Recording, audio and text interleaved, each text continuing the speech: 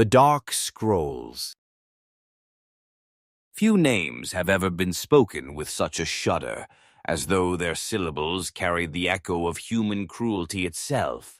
Even in the blood-slicked annals of the French Revolution, the fate of Marie-Thérèse Louise de Savoie-Carignan, the Princesse de Lamballe, stood apart, a testament to how ideology, hysteria, and fear can rip the last tatters of mercy from a nation's soul. Imagine her, a princess by birth, an Italian of Savoyard lineage, slender and soft-voiced, with an air so gentle that even her enemies found it hard to hate her. She was no plotting schemer, no rabid royalist brandishing the threat of foreign armies.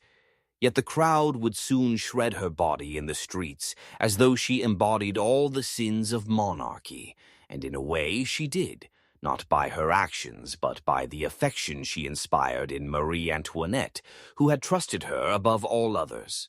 In 1792, Paris, being beloved by a queen, was the most dangerous distinction one could bear. Her life before the Revolution was gilded but fragile. Born in Turin in 1749 to the House of Savoy-Carignan, she was married young to the Prince de Lamballe, heir to a vast fortune. That union was brief and sorrowful. Her husband died of venereal disease after wasting the family's riches in debauchery. Widowed before she was 20, she emerged from the first heartbreak determined never again to let the world see her broken spirit. It was perhaps that quiet dignity that attracted Marie Antoinette when the Dauphin arrived at Versailles. In the Queen's lonely orbit, crowded with opportunists, sycophants, and gossips, Lamballe offered something rare: sincerity. By the time revolution stirred in the hearts of the people, Lamballe had become superintendent of the Queen's household, the highest-ranking woman in the royal entourage. Yet she was never a figure of real power. She did not advise on policy or influence the king's decrees. Still, no amount of innocence could save her from the convulsions of France in 1792, when all symbols of privilege were condemned. Summer that year was stifling in Paris, thick with the stink of uncollected refuse, the humid exhalations of thousands crammed into makeshift camps, and the rotten fear that the Prussian armies were at the gates. The king had been suspended from power after the storming of the Tuileries on August 10th. The royal family was prisoners, awaiting an uncertain trial. Whispers festered in every alley. The Austrians were coming. The nobility would rise again. Secret agents were poisoning the people's bread. And to the enraged sans-culottes, no aristocrat was truly innocent. When revolutionaries swept the Tuileries, Lamballe had been with Marie Antoinette, tending the children. As the mob forced the royal women from the palace, Lamballe clutched the queen's hand in a futile gesture of solidarity. She would not desert her friend, not when the air quivered with the threat of massacre, not when the crowd hurled insults and spit. They were all led under guard to the assembly, then separated in the confusion. The queen and her family were taken to the Temple prison.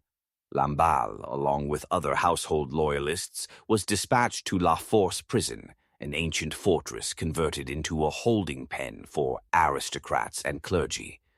The journey to La Force was a harbinger of the horror that lay ahead. As her carriage passed through the city, crowds gathered to shriek curses. Some tried to pry open the doors. A few lunged at the wheels. She sat motionless, her face pale as milk, her gloved hands folded tightly over her breast. The revolutionaries who escorted her, men who days before had been her servants, now carried pikes and muskets. She did not plead or cry, only met their gaze with a silent bewilderment, as if still hoping that reason would prevail. Inside La Force, the walls reeked of mildew and old blood. Hundreds of prisoners crowded the cells, elderly nobles, priests, servants accused of loyalty. Each morning a list was read of those summoned to the Revolutionary Tribunal. A name on that list was usually a death sentence. In those first days of imprisonment, Lamballe maintained her composure. She refused to shed the last vestiges of her rank. She wore her neat white fichu tucked into her bodice. She shared what little food she could procure with other terrified women. At night, she would sit by the high barred window, her hands folded in her lap, and whisper prayers in Italian. Some inmates later recalled that she seemed dazed by disbelief, as though she still imagined she would be summoned home, the nightmare over. But the nightmare only deepened. By early September, Paris was seized with mass paranoia. Rumors spread that the prisons were full of conspirators plotting to break out and murder revolutionary leaders. On September 2nd, the Commune called the people to arms. The prisons must be purged. Justice, they said, would be swift and righteous. Lamballe woke that morning to the sound of shouts in the yard. Outside, men gathered in ragged battalions, volunteers, National Guardsmen, and opportunistic thugs eager to avenge every humiliation suffered under the old regime. As the sun climbed, the gates were flung open, and the slaughter began. One by one, prisoners were dragged into the courtyard, subjected to a mock trial. A crude interrogation and a sentence delivered in moments. Those who swore oaths to liberty and equality might be spared, though few were. Most were hacked down with sabers or thrust through with pikes before they could finish a plea for mercy. The bodies were piled by the walls, the blood seeping into the cracks of the stones. Witnesses would later say that the gutters ran red, as though Paris itself was hemorrhaging. For hours, Lamballe waited in her cell, listening to the unbroken crescendo of violence. She heard screams, some choked off quickly, some spiraling into madness. At intervals, a guard would appear, reading the next names in a voice as indifferent as a ledger clerk. Each time her own was not called, a quivering hope fluttered in her chest. But in her heart she must have known that no title, no gentleness, no personal virtue would matter. She was marked by her devotion to the Queen. And for that, the people wanted not merely her death, but an example, something so brutal it would make Marie Antoinette herself tremble. By afternoon, the mob had drunk itself into a stupor of righteous savagery. Blood streaked the walls, heads were raised aloft on pikes to the roar of the crowd. In that fevered delirium, Lamballe's name was finally read. A hush fell over the chamber where she sat, clutching a tiny silver cross. 2 guards stepped forward. She rose, her lips moving in silent prayer, and walked between them without resistance. When she emerged into the courtyard, hundreds of faces turned to her. Faces she might have passed on the Rue Saint-Honoré. Faces she might have smiled at without ever guessing that they would one day delight in her annihilation. Even then, she did not wail or beg. Her composure was not arrogance, only the last scrap of her belief that the people, however enraged, would see her humanity. She was mistaken. They led her to a low wooden bench. A man with a soot-blackened face leaned forward, his pike still wet with another prisoner's blood. He asked the question they had asked them all. Will you swear to love liberty and equality, and to curse the king and queen? Her voice, when it came, was no louder than a whisper. She swore she loved liberty. She swore she wished no harm on the nation. But she could not, she said, curse the queen she had served all her life. That was enough. The crowd howled. She was condemned. In that moment, before the blows fell, her gaze drifted upward as if she might still glimpse some window of mercy opening in the sky. But no such window appeared. Only a red September sun burning over a city that had forgotten how to distinguish justice from vengeance. It would be hours before her body was finally left in pieces. But in those last seconds, the Princesse de Lamballe became not a royalist, not a symbol, but simply a woman, gripped by a quiet terror that no righteousness could extinguish. And beyond the courtyard gates, the city roared its approval. When the sentence was pronounced, the courtyard of La Force erupted in a chaos that no words could truly capture. To the mob, this moment was not only vengeance, it was theater. The bludgeoned, delirious assembly had learned to feed upon spectacle like a beast starved for gore. They wanted more than a death. They wanted annihilation that would stain every bystander's memory. The guards who had escorted Lamballe stepped back, surrendering her to the crowd as if she were no longer a prisoner, but a carcass to be torn apart. She stood a moment longer, motionless, her pale face turned to the sky. Some later swore that her lips moved in prayer, that she was calling on God to forgive them. Others, who preferred to think her haughty to the end, claimed she said nothing at all. In truth, no one could hear her over the roar of the multitude, and in that din one man surged forward and swung the butt of his pike at her temple. The first blow did not kill her. It dropped her to her knees. A spray of bright blood fanned across the stones. Another man caught her by the hair, dragging her upright as she reeled in a half-conscious stupor. It was not enough that she fall. They wanted to look her in the eyes as they destroyed her. She was, to them, the emblem of every insult and hunger and humiliation they had endured under the Ancien Régime. And though her own life had been largely innocent of cruelty, it did not matter. She had been loved by the Queen, and for that alone she had to die in a manner no witness would ever forget. The second blow came in the form of a pike thrust hard into her ribs. Her body convulsed, a gasp forced itself from her throat. Blood welled and spilled down the bodice she had so carefully kept clean. Someone jeered that she was finally wearing a red sash. Another voice bellowed that they must finish it before the National Guard arrived to restrain them. There are moments in history when human beings are transformed into a mob, when the last traces of pity evaporate, and the most depraved instincts are unchained. This was one of them. A third man lunged forward and drove a sword into her side. She sagged sideways, collapsing against the low bench. For an instant, a hush fell, perhaps as some of them realized that her end was near, and that whatever vengeance had demanded, it had been exacted in terrible excess. But the hush was brief. A woman, her apron soaked with blood from other victims, stepped up to deliver a final slicing stroke across Lamballe's throat. The princess shuddered once more, and then her body went slack. Her lifeless form slid to the ground, trailing a dark ribbon of blood across the stones. Yet even that was not enough for the crowd. They were not content to leave her as a corpse. They needed her to be an example, a macabre message for all Paris, and especially for the queen locked behind the walls of the temple. Some accounts say her head was removed immediately with a saber.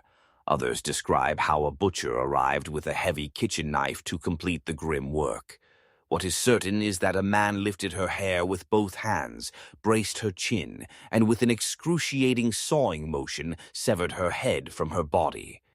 When at last it came free, a roar of triumph burst from the mob. They lifted the head high, its fair hair matted with gore. The mouth, once so often curved in gentle courtesy, now hung slack in a final, obscene grimace. One of the men, drenched in sweat, drunk on wine and violence, hoisted the grisly trophy onto a pike. The shaft punched up through the neck so that the face tilted forward, as if still looking upon the world it had departed. It was then that the crowd's energy seemed to crest into a kind of fever dream. A group began arguing over what to do with the rest of her remains. Some demanded that her naked body be dragged behind a cart through the streets. Others wanted it thrown into the river. In the end, they stripped the corpse of all clothing, rifled the pockets for any valuables, and left it sprawled half-naked in the courtyard, while they turned their attention to the parade they would stage with her severed head. A handful of witnesses tried to avert their gaze, but most followed as if bewitched. The pike-bearer led the procession from La Force into the tumult of the Paris streets. Around them surged a retinue of shouting men and women. Some carried torches to light the way. Others rang bells or beat drums in a cadence of triumph. From the upper windows of the cramped tenements, people leaned out to gape, their faces eerily blank. And ahead of them, the temple prison rose in grim silhouette against the falling dusk. Inside those walls, Marie Antoinette sat in a small chamber with the royal children. She had not seen her friend since that August morning when they were separated. It is said that, during those weeks of imprisonment, the queen often inquired after Lamballe, hoping she might have been sent to another prison or even released. No one had told her the truth, that Lamballe had remained within Paris, waiting for the inevitable. As the procession neared the temple, the pike-bearer called out to the guards at the gate. Whether out of cowardice or complicity, the guards did not immediately intervene. The crowd demanded that the queen be forced to the window to witness what had been done in her name. Some accounts say they pounded on the walls with rifle butts. Others claimed they sent up messengers demanding the queen appear. At length, an official emerged to see what the commotion was about. He was confronted with the sight of Lamballe's severed head, still streaming blood, waving in the torchlight. The mob roared that they had avenged the nation's honor, and that the queen must look upon her dearest friend one last time.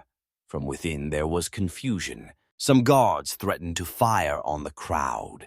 Others dithered, unwilling to provoke a massacre at the gates. Amid this standoff, a grim compromise was reached. They would not open the gates, but they would report to the queen what had transpired. Whether Marie Antoinette actually looked out the window has never been conclusively proven. Some said she collapsed at the sight. Others claimed she only heard the news second-hand and nearly lost consciousness from horror. What is certain is that when the queen was informed of Lamballe's death, of how her head had been paraded on a pike, she gave a strangled cry and fell to the floor. For several minutes she lay insensible, her hair unbound and her body convulsing in shock. Meanwhile, in the street below, the mob drank and danced. They had turned a living woman into an instrument of terror, and they exulted in the proof of their power. All across Paris, word spread that Lamballe was dead, that her head had been carried to the temple, that the queen herself had been forced to look. In taverns and alleys, the story grew in the retelling. Some insisted that Lamballe's body had been violated in unspeakable ways. Others claimed that the crowd had cut out her heart to burn it as an offering to liberty. While historians dispute how much of this is legend and how much is fact, none deny that her corpse was desecrated and that her memory was twisted into a grotesque warning to any who might mourn her. Late that night, the procession at last dispersed, leaving the headless body behind. A few municipal officials, finally roused to a sense of shame, arranged for what remained of the Princesse de Lamballe to be collected and buried in secret. But her story was already too monstrous to be hidden. In the salons of Europe, the tale spread like a pestilence, seeding horror in every heart that heard it. Even those sympathetic to the revolution recoiled. This, they whispered, was what France had become, a nation so fevered by ideology that it had learned to feast upon its own. Yet in Paris itself, the killing did not stop. The September massacres raged on for days, consuming thousands. Lamballe was only the most famous victim, her beauty and gentleness making her fate more shocking than most. She was proof that no virtue, no quiet loyalty, no private decency could shield a person from the mob's hunger. And as dawn broke over the city, a few witnesses crept to the courtyard at La Force. There, in the drying pools of blood, they found scraps of her garments, her small white slipper, stained crimson. Someone picked it up and tucked it into a pocket, perhaps as a memento, or perhaps out of some final shamed instinct to preserve a trace of the woman she had been. For her enemies, Lamballe's death was a triumph. For her friends, it was an unspeakable loss. But for the people of Paris, many of whom did not know her name until that night, it became something else, a legend of terror, a story retold in hushed voices for generations to come. In the days that followed, the story of Lamballe's murder spread through Paris with a velocity that seemed to defy the city's labyrinth of alleys and squares. By candlelight, huddled in tenements or in the hidden corners of cafes, people whispered every lurid detail. They repeated the image of her pale head upon the pike, her delicate features slackened into a mask that was no longer recognizably human. They recounted how her body had been left half-naked in the courtyard of La Force, how the crowd had rummaged her clothing like vultures stripping a carcass. Even as the September massacres continued, thousands more executed in those frenzied days. Lamballe's death occupied a singular place in the public imagination. She was not merely a noblewoman, she was the friend of the Queen. Her slaughter felt symbolic, an omen that the old order would not simply be dismantled, but desecrated, its remains dragged through the streets for the world to behold. Inside the temple, Marie Antoinette was a woman unmoored from the last illusions she had clung to. In her first months of confinement, she had forced herself to believe that some remnant of decency survived among the revolutionaries. She had assured her children that even if the king were deposed, they would be allowed to retire in safety. Lamballe's end obliterated that hope. Witnesses later wrote that after she learned of her friend's death, the Queen did not eat for days. She spent long hours in her narrow cell, her head bowed in her hands. Sometimes she wept in great heaving sobs. Other times she sat in a frozen stupor, as though the enormity of it had simply broken her. When her son tried to ask what had happened to Madame de Lamballe, she turned her face away and could not answer. To her captors, Marie Antoinette's grief was one more sign of her incorrigible arrogance, a refusal to accept that the revolution would spare no one. But to those who witnessed it up close, her anguish was unmistakably human. Even the guards, hardened by weeks of violence, confessed unease. They had not foreseen that a people clamoring for liberty could be driven to such degradation. But the line between justice and savagery had vanished, and no one dared draw it again. Far beyond Paris, in the courts of Europe, Lamballe's death became an incitement to outrage.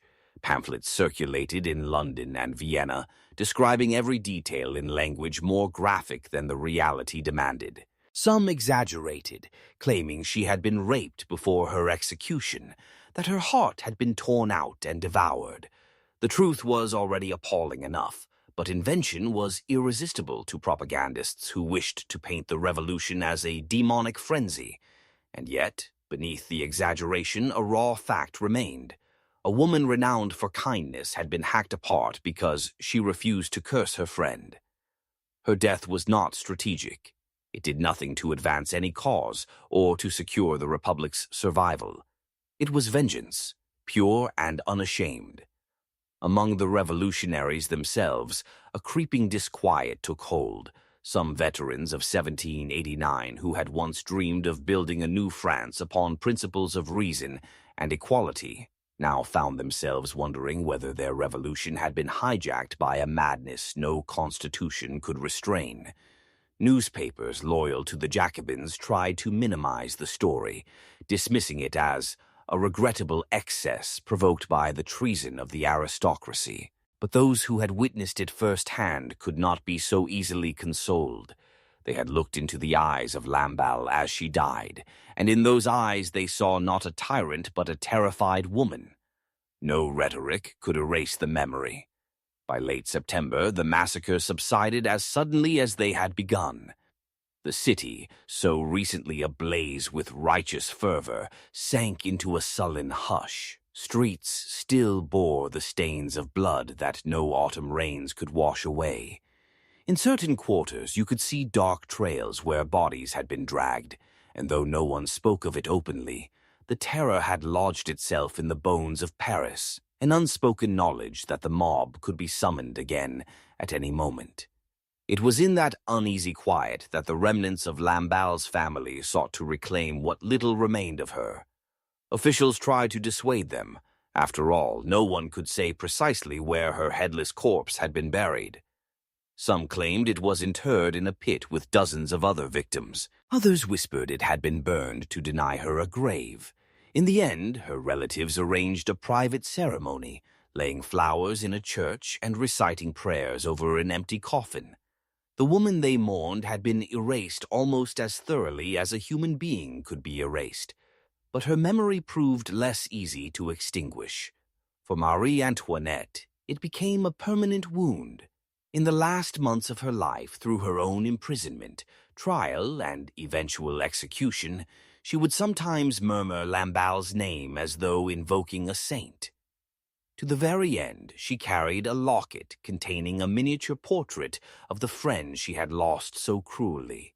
Even as the revolution moved on, as France reinvented itself again and again, Lamballe's story endured as a kind of cautionary legend. To royalists, she was a martyr, proof that the revolution's promise of liberty had rotted into a festival of blood. To Republicans who still cherished the ideal of a just society, her death was a stain no subsequent triumph could quite bleach away.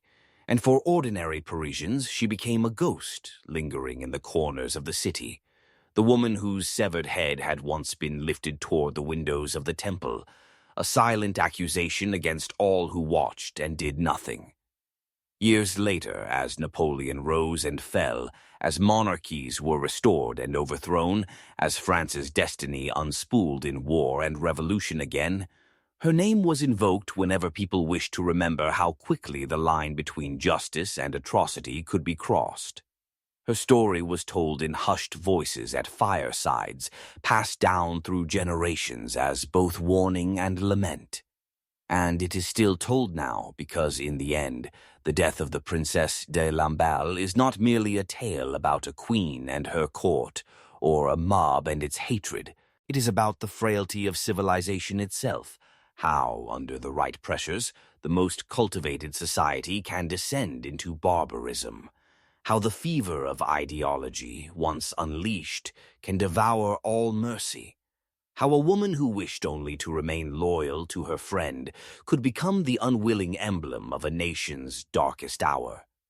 If there is any consolation in her story, it is perhaps this, that no amount of cruelty could quite erase the memory of who she was. Her killers succeeded in destroying her body, but they did not destroy her name. Even in her annihilation, she became something larger than herself, proof that in the pitiless machinery of revolution, there is still room for pity, for horror, and for remembrance. In the end, when we speak her name, we reclaim a fragment of that dignity. We remind ourselves that history is not merely a ledger of triumphs and defeats, but also a record of human sorrow.